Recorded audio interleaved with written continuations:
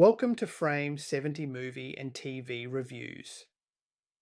I'm Fraser, and today we're taking a look at The Mandalorian and Grogu, the 2026 film directed by Jon Favreau and starring Pedro Pascal, Sigourney Weaver, Jeremy Allen White, and of course Grogu himself. This review is completely spoiler-free and focused on one simple question. Is it worth your time? Let's find out. The Mandalorian and Grogu had some of the poorest marketing I've seen from Disney in a very long time. From a Super Bowl campaign that never really landed, to trailers that didn't seem to know how to sell the film until only a couple of weeks before release, it felt like Disney wasn't entirely sure what they had on their hands. Even so, I was always going to see this one. It's the first Star Wars movie to hit cinemas since The Rise of Skywalker back in 2019, making it the first big screen Star Wars adventure in almost 7 years. One thing that struck me almost immediately is that this really feels like a television season that was turned into a movie. We know a fourth season of The Mandalorian was originally being developed before Lucasfilm shifted direction and made a film instead, and you can feel that throughout the story. That's not necessarily a bad thing, but there were several points where I found myself wondering exactly what the main plot was.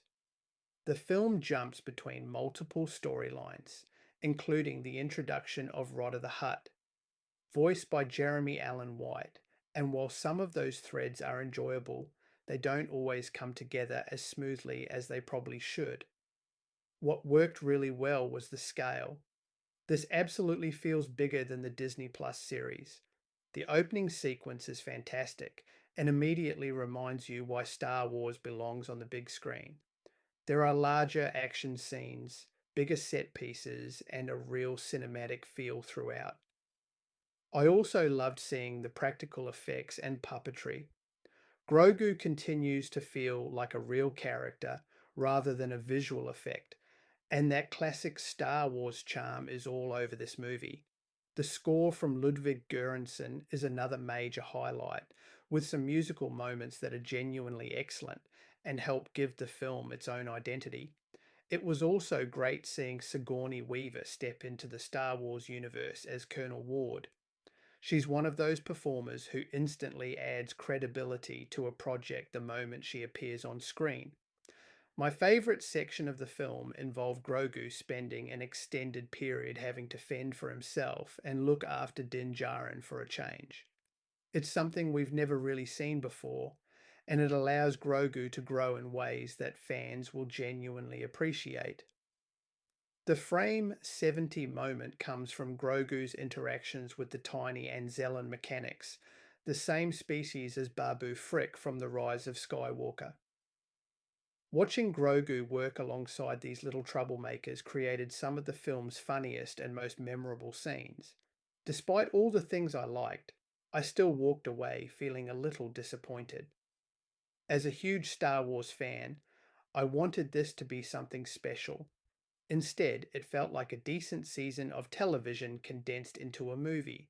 There are plenty of enjoyable moments, a few fun cameos, and some strong action, but it never quite reaches the heights I was hoping for.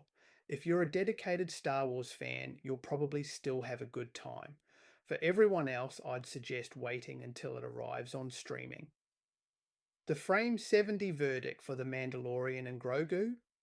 Bit disappointing. Wait for streaming. Thanks for listening to Frame 70 Movie and TV Reviews.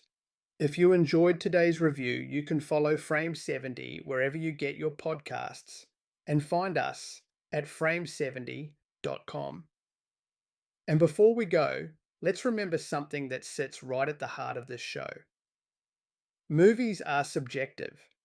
The way a film impacts me might be completely different to the way it impacts you. A movie I connect with might leave someone else completely cold. A film that doesn't work for me might become one of your all-time favorites. And that's okay. That's part of what makes movies worth talking about in the first place. There are no right or wrong opinions here, only different experiences. So watch widely, stay curious, and remember, movies are subjective. Until next time, I'm Fraser, and this has been Frame 70.